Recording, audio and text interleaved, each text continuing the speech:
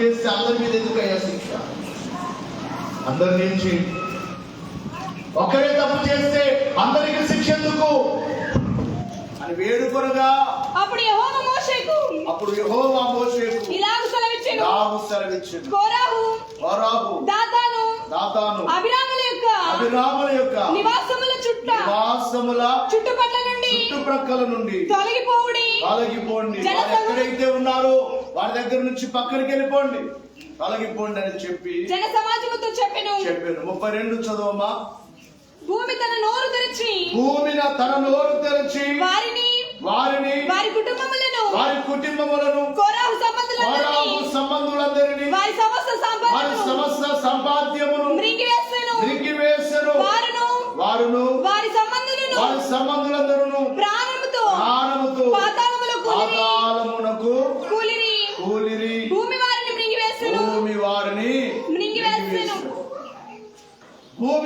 మృంగివేసెను.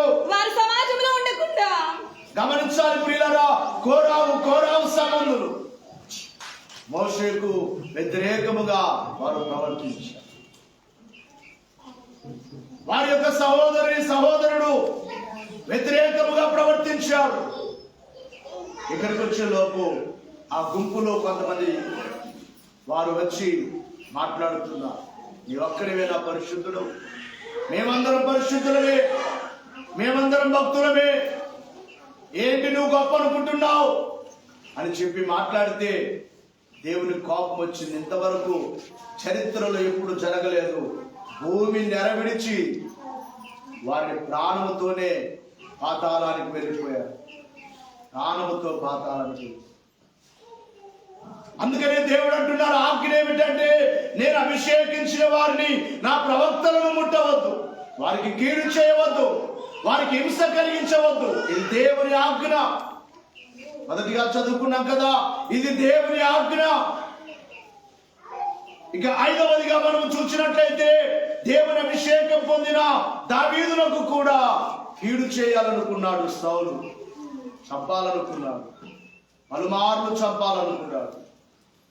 ఒక రోజునంటాడు, సైనికులందరూ నిద్రపోతూ ఉంటే వచ్చి దావీదు యొక్క వస్త్రాన్ని తీసుకుని పోయి వారికి చూపిస్తూ ఉన్నాడు, ఇదిగో మీ రాజును చంపాలంటే చంపవచ్చు. కానీ దావీదు అంటున్నాడు, దేవుడు అభిషేకించిన వారు నేను ముట్టను. సౌలుకు అభిషేకం ఉన్నది, దావీదునకు అభిషేకం ఉన్నది, ఇద్దరు అభిషేక్తులే. కానీ సౌలు మాత్రం చంపాలనుకుంటున్నాడు, దావీదు మాత్రం నేను ముట్టను. అప్పుడు ఒక రోజున సౌలే మెచ్చుకుంటాడు దావీదు, నాయనా దావీదు, నీవు నీతివంతుడవురా, నేనే దుర్మార్గుని నేనే అని చెప్పి ఒప్పుకుంటాడు. అయినా కూడా అతనిలో మార్పు లేదు. కడవరకు హింస పెట్టాలనేదే అతని ఉద్దేశము. దేవుని యొక్క వాక్యములో మనం చూసినట్లయితే సమూయేలు మొదటి గ్రంథము 24వ అధ్యాయము 17-18 వచనములలో చూస్తే దావీదుతో ఇట్లనెను, యెహోవా నన్ను నీ చేతికి అప్పగించగా నన్ను చంపక విడిచినందుకు ఈ దినమున నీవు నా అపకారమునకు ఉపకారము చేసిన వాడవై నా ఎడల నీకున్న ఉపకార బుద్ధిని వెల్లడి చేసితివి గనుక నాకంటే నీతిపరుడవని సౌలు మెచ్చుకుంటున్నాడు దావీదు. అమ్మా దయచేసి అందరూ వినాలి. నేను నీకు అపకారం చేశాను, కానీ నీవు నాకు ఉపకారం చేస్తూ ఉన్నావు. నాకంటే నీవు నీతివంతుడవు. పలుమార్లు ఎందుకు దావీదు మీద ఎందుకు కోపము? అసూయ. దావీదును పొగిడారు ప్రజలు. సౌలు 1000 మంది, 1000 మంది, దావీదు 10,000 మందిని హతమార్చెను అని పొగిడారు. ఆ మాటకి అసూయ వచ్చింది సౌలు. ఆ మాటలు సమూయేలు మొదటి గ్రంథం 18వ అధ్యాయము 7-8 వచనాల్లో చూస్తే ఆ స్త్రీలు అమ్మా గాన ప్రతిగానములు చేయొచ్చు. కుమార్తె కూర్చొని చదవమ్మా, 10 సార్లు లేచి కూర్చోవడం. ఇబ్బందిగా ఉంటుంది నీకు. చదువు ఆ స్త్రీలు అమ్మా. గాన ప్రతిగానములు చేయుచు గాన ప్రతిగానములు చేయుచు వాయించుచు సౌలు వేల కొలదియు దావీదు 10,000 కొలదియు శత్రువులను హతమార్చునని అనిరి ఆ మాటకు సౌలునకు ఇంపుగా ఉండనందున అతడు బహు కోపము తెచ్చుకుని వారు దావీదునకు 10,000 కొలది అనియు 10,000 కొలదనియు నాకు 1,000 కొలదనియు స్తుతులు పాడిరి రాజును తప్ప రాజ్యము తప్ప మరి ఏమి అతడు తీసుకొనగలడు అనుకొనిను. కాబట్టి నాటి నుండి సౌలు దావీదు మీద విషపు చూపు నిలిపెను. ఏంటంట? అసూయతో ఏ చూపు చూస్తున్నాడు? విషపు చూపు. దయచేసి అందరూ వినాలి. విషపు చూపు. ఆ రోజు నుంచి ఒక రకమైన చూపు దావీదు మీద. దావీదు కీడు చేయాలి, చంపాలి. కానీ దేవుడే ఒక రోజున దావీదు చేతికి సౌలును అప్పగించిన సౌలుని దావీదు ముట్టలేదు. పొగిడాడు కానీ మరలా కోపమే, మరలా తరమడమే. లాస్ట్కి ఏమయ్యాడో తెలుసా? సమూయేలు మొదటి గ్రంథము 31వ అధ్యాయం 4వ వచనం నుండి 6వ వచనం వరకు ఏమయ్యాడు?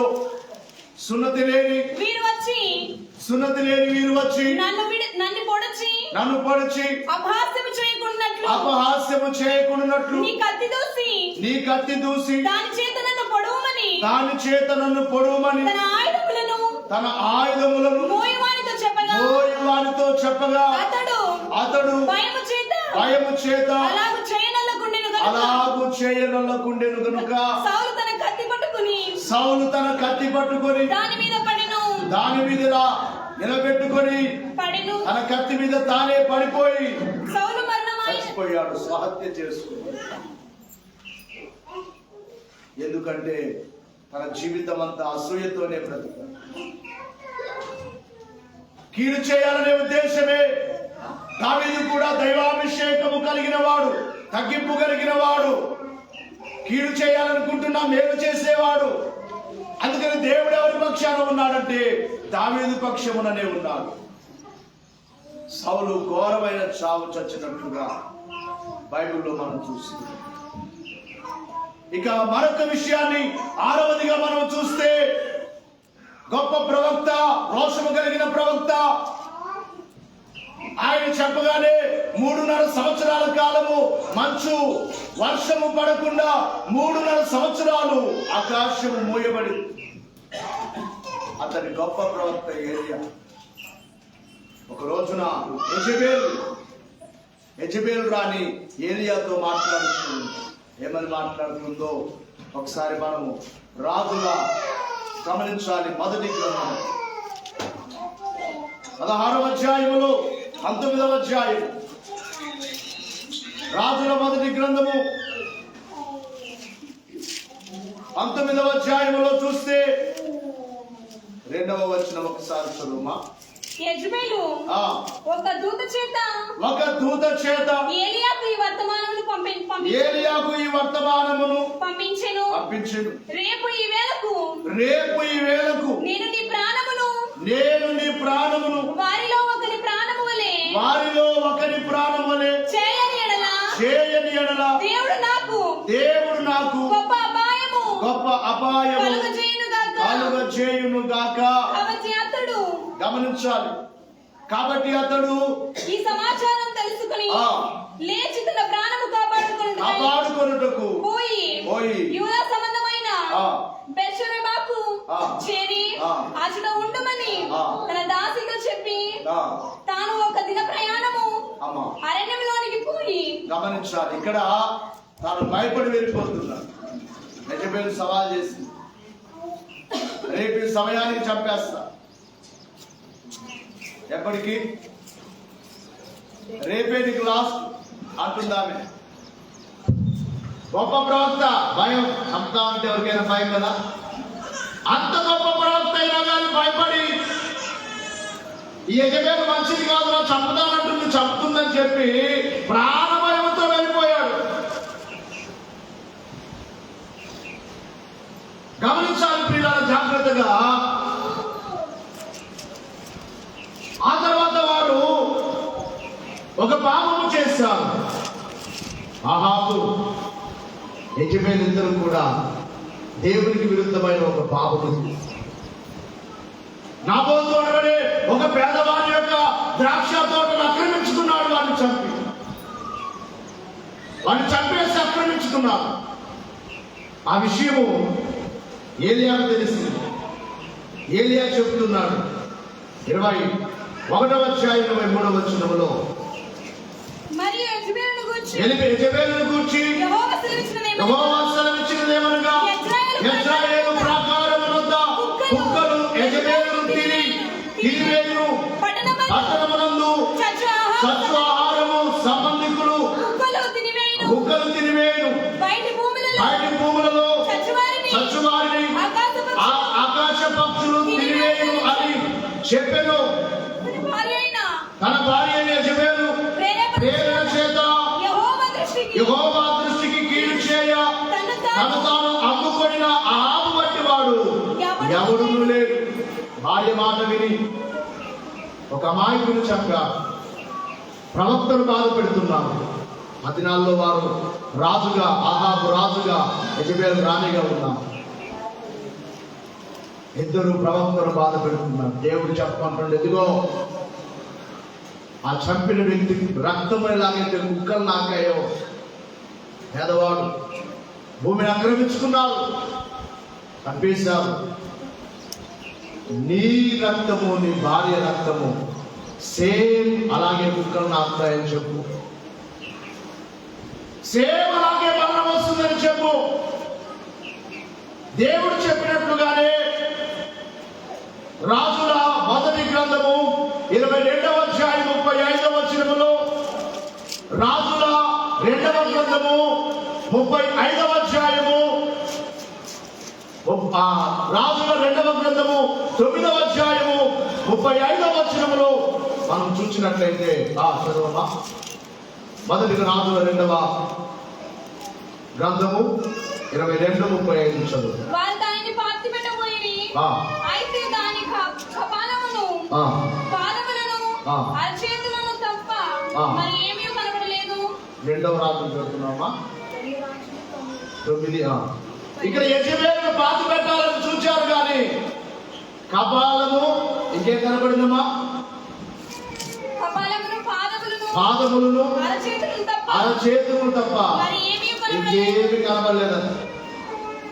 పక్షులు ఎత్తపోతాయి అన్నారు. దేవుడు చెప్పాడు, పక్షులు ఎత్తపోయినాయి, ఎత్తుకొని వెళ్ళాయి శవాన్ని, ముక్కలు చేసుకుని ఎత్తుకొని పోయాయి. కుక్కలు వచ్చే రక్తము నాకేసాయి. కపాలము, చేతులు, కాళ్ళు మాత్రమే మిగిలాయి. మొదటి గ్రంథం 22:35. రాజుల మొదటి గ్రంథము 22:35. అతని రథము మీద నిలబెట్టి అస్తమయమందు అతడు మరణమాయను. తగిలిన గాయములలో నుండి అతని రక్తము కారి రథములో మడుగు కట్టెను.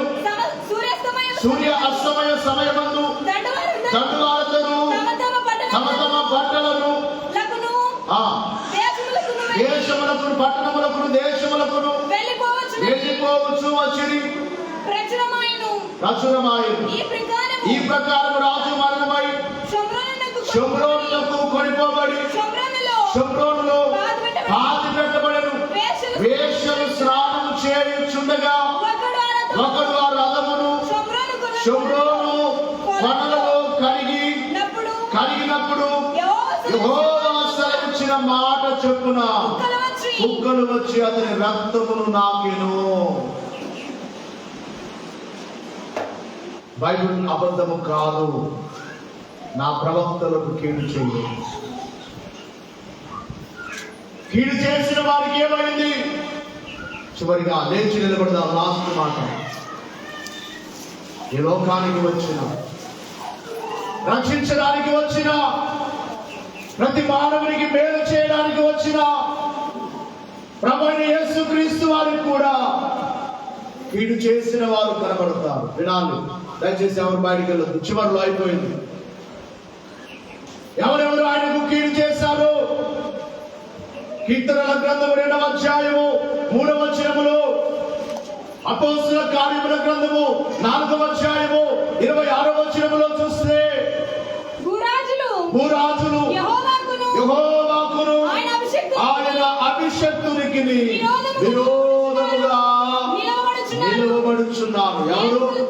భూరాజులు యెహోవాకును ఆయన అభిషక్తునికి విరోధముగా నిలవబడుచున్నారు. ఏలికలు ఏకీభవించి ఆలోచన చేయుచున్నారు. ఆకాశమందున్నవాడు నవ్వుచున్నాడు. ప్రభు వారిని చూచి అపహసించుచున్నాడు. అపోస్తలుల కార్యముల గ్రంథము 4వ అధ్యాయంలో 26, 27 వచనాల్లో చూస్తే ప్రజలెందుకు వ్యర్థమైన ఆలోచనలు పెట్టుకొని ప్రభువు మీదను ఆయన క్రీస్తు మీదను భూరాజులు లేచిరి.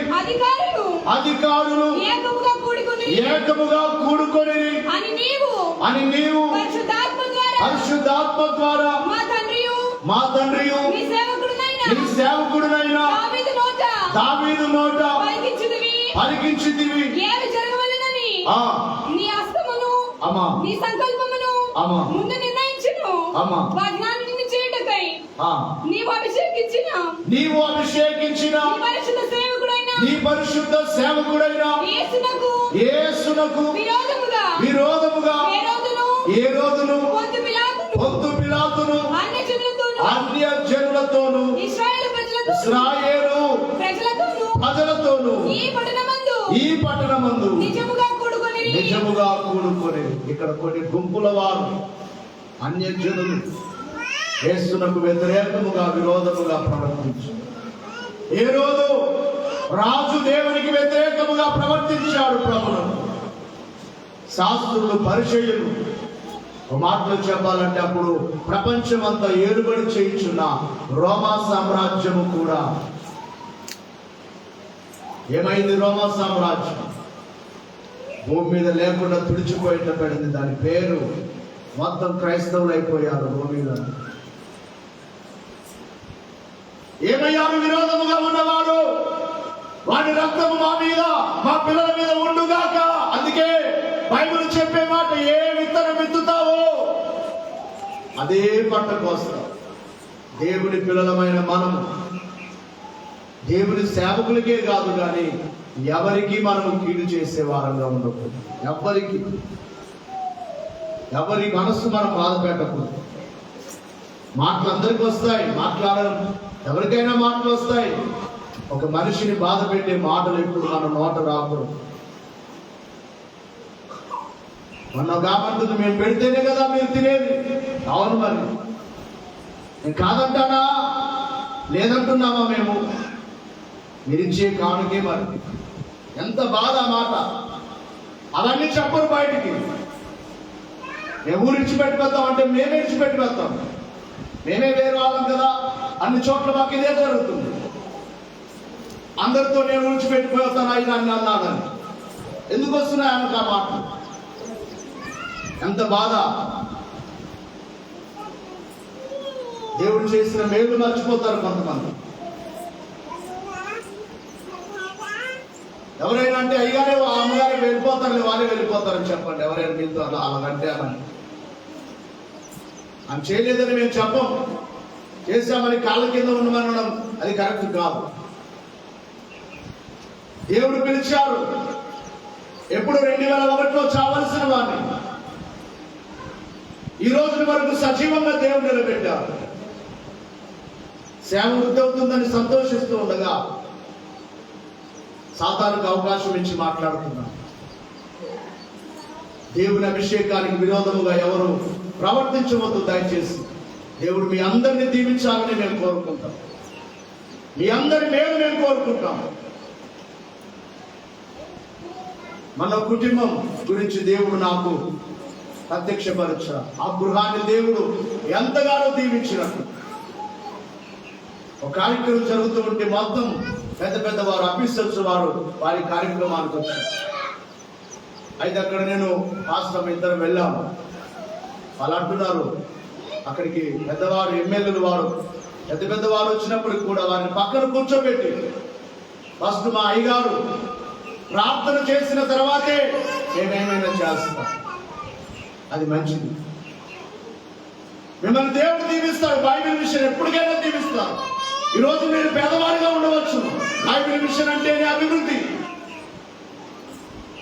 ఈ సేవ చిన్న బరకం, ఇప్పుడు మీరు కాళ్ళ కింద వేసుకున్న బరకం వేసి స్టార్ట్ చేసిన సేవ. చిన్న ఇది మీరు వేసుకున్నారు చూడండి. తుమ్మ కర్రలు, పనికిరాని కర్రలను తెచ్చి అటువైపు ఇటువైపు 4 కర్రలు బాతి పైన కర్రలు వేసి ప్రారంభించిన సేవ ఈ తక్కువ సమయంలో ఎంత వృద్ధి అయింది. ఇది ఆరంభమే, ఇంకా వృద్ధి కాబోతుంది. కావాలని కోరుకుంటారా? మాట్లాడలేదు కొంతమంది. చేతులు ఎత్తండి కావాలనుకో. ఈ సేవ వృత్తి మీరు కోరుకుంటే దేవుని సేవకునిగా మిమ్మును నేను కోరుకుంటున్నాను. మీ అందరి కుటుంబాలు కూడా వృద్ధి కావాలి. వృద్ధి అవుతాయి తప్పకుండా. ఎందుకంటే బైబిల్ మిషన్ అంటేనే అభివృద్ధి. ఈ రోజున మీ అందరినీ కూడా చాలా వరకు నేను నమ్ముతున్నాను. మీ అందరి కుటుంబాన్ని దేవుడు ఆశీర్వదించాడు. ఒకప్పుడు మీ స్థితి బైబిల్ మిషన్ వచ్చిన తర్వాత ఇంకా కొంతమంది ఇబ్బందుల్లో బాధల్లో ఉన్నారేమో. ఈ రోజు దేవుని సేవకునిగా దేవుడిచ్చిన అభిషేకంతో మీ అందరికి చెప్తున్నాను, మీ అందరిని దేవుడు దీవించాలి. దీవించును గాక. గట్టిగా చెప్పండి, మీ అందరిని దేవుడు దీవించును గాక. మీ సమస్యలు దేవుడు తీర్చును గాక. మీ దుఃఖమును దేవుడు ఆనందముగా మార్చును గాక. మీ అప్పులను దేవుడు తీర్చును గాక. సమాధానము దయచేయును గాక. ఇదే కోరుకుంటున్నాను. ఎందుకంటే తీర్మానం చేసుకున్నాను, ఎవరిని ఏమన్నా ఊరికనే ఉండాలనుకున్నాను. బాధ వచ్చింది చెప్పాను అంతే. నా బాధ దేవునికి తెలుసు. ఎంత నిజాయితీగా పనిచేస్తున్నామో దేవునికి తెలుసు. కళ్ళంట కన్నీళ్లు ఎన్నోసార్లు ఏడుస్తూ ఉంటాను. నిన్న రాత్రి పాపకు బాగోలేదు, చిట్టికి జలుబు చేసింది. అప్పుడప్పుడు జలుబు చేస్తుంది. ఆమెకు ఒక సపరేట్గా మందులు అవి వాడాలి. మెడికల్ స్టోర్కి వెళ్ళాను. 170 రూపాయలు అయింది. నా దగ్గర 110 రూపాయలు. వెంటనే బాధ వచ్చింది. ఒక 70 రూపాయలు ఇచ్చి మాత్రలో ఒకటి తీసుకొని అది రేపు తీసుకుందాంలే అని వచ్చేటప్పుడు కన్నెంట కన్నీళ్ళు ఆగట్లు. నిజాయితీగానే పని చేస్తున్నాం. మీరు ఇచ్చే సొమ్ముతో మేము ఏమేమో చేసుకోవచ్చు, కానీ దేవుని సేవే వచ్చిన సొమ్ముతో దేవుని సేవ ఎంత సేవ చూస్తున్నారు. మీరు దాచుకోవాలంటే మీ అందరూ కానుకలు వేసుకునేవారు ఉన్నారు, వేలేసుకునేవారు ఉన్నారు. పోయిన వారం కాక ఎవరో గోనాల్లో పేరు చెప్పకుండా 5,000 కానుక వేసుకున్నారు. పేరు చెప్పలేదు, మరి పేరు చెప్పలేదు. ఇంటిబాడికి కట్టాలి తెచ్చి అలాగే కట్టేసి. కాబట్టి విశ్వాసులారా, అభివృద్ధి అవుతుంది, ఆటంకాలు వస్తాయి. ఇది దేవుని ఏర్పాటు. మీరు నమ్మినా నమ్మకపోయినా ఈ సేవకుడు, ఈ సేవ దేవుని ఏర్పాటు. మీ అందరు ఏర్పాటులో ఉన్నారు. మీ అందరు గొప్పగా అయిపోతారు. ఎంత గొప్పగా అయిపోయినా ఏర్పాటును మర్చిపోవద్దండి. మీకు ఇచ్చిన మీ సేవకుని మర్చిపోయి చులకనగా చూడదు. మమ్మల్ని గౌరవించమని చెప్పట్లేదు, దేవుని గౌరవించండి. దేవుని అభిషేకాన్ని గౌరవించండి. అయ్యగారు కూడా ఒక సూత్రాన్ని వ్రాసి అయ్యగారు చెప్పిన మాట, ఒక మాట, చక్కని మాట. నాకు దైవజనుని మాటలు చాలా ఇష్టము. అయ్యగారు చెప్పిన ఒక మాట, దేవునికి మహిమ కలుగును గాక, దేవునికి స్తుతి కలుగును గాక.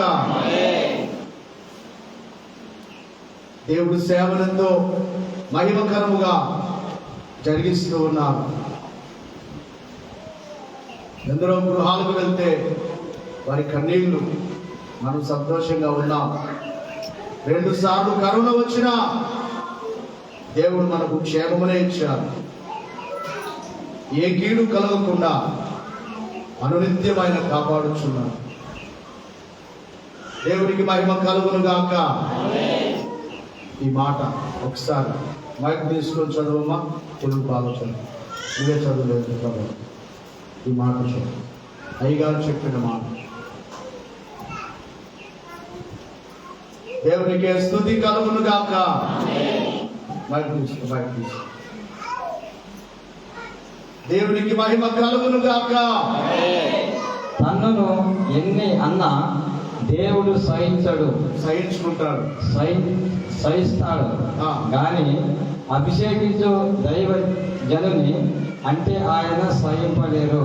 ఈ మాట దేవదాసయ్య గారు అంటున్నారు. ఒకవేళ దేవుణ్ణి ఎవరైనా ఏమైనా అన్నా సహించుకుంటారన్న దేవుడు, కానీ తాను అభిషేకించుంటాడు. చూడండి, తన అభిషేక్తుడు ఒక మాట అంటే ఆయన ఏం చేయలేడట, సహించుకోలేను అంటున్నాడు. బైబిల్లో ఉంది కదా అదే ఆధారం, వాక్యములు అదే ఆధారం కదా. కాబట్టి మరలా వేరేగా అర్థం చేసుకోవద్దు. ఏనాడు మీరు దైవ సేవకుని ఏమనకూడదనే ఉద్దేశంతో ఈ మాటలు మీకు చెప్పాలనిపిస్తుంది. నన్నే కాదు, ఏ సేవకునైనా గౌరవించండి. నన్ను గౌరవించమని చెప్పడం కాదు, ఏ సేవకునైనా. మీ దగ్గరికి ఒక సేవకుడు వచ్చాడంటే ఆయన గౌరవించండి. నేను గౌరవిస్తాను, ప్రతి సేవకుని గౌరవిస్తాను. నాకంటే చిన్నవాడినైనా గౌరవిస్తాను. వారిని అయ్యాన్ని పిలుస్తాను. వారికి అభిషేకం ఉంటుంది. అభిషేకాన్ని గౌరవిస్తే మనకు ఆశీర్వాదం. మీ సేవకుడు మీకు తండ్రి లాంటి వాడు. ఈరోజున ఫాదర్స్ డే. మీకు ఒక ఫాదర్, మీ తండ్రి ఆత్మీయంగా నడిపించేవాడు, మీ మేలు కోరేవాడు, మీ కొరకు కన్నీరు కార్చేవాడు మీ సేవకుడు. అటు సేవకుని మేలు కోరండి, దీవెన పొందుతారు. అంటారు కదా, నా సేవకులకు గిన్నెను చన్నీళ్ళు ఇస్తే ప్రతిఫల దీవెన వస్తుంది. మేము ఇవ్వలేం. ఎవరిస్తారు చెప్పండి? మేము ఇచ్చేకి మా దగ్గర ఏమి లేదు. నిల్వ సొమ్ము లేదు. దేవుడి తినాలి, లేకపోతే ఉపవాసం ఉండాలి. కాబట్టి దేవుని విశ్వాసులారా, దేవుని వైపు చూస్తూ ఆయన రాకకు సిద్ధపడదాం. దైవ సేవకుల్ని గౌరవించడం నేర్చుకోండి. ఇంకొక విషయం, కొంతమంది ఎన్నిసార్లు చెప్పినా ముసుగు వేసుకోవట్లేదు.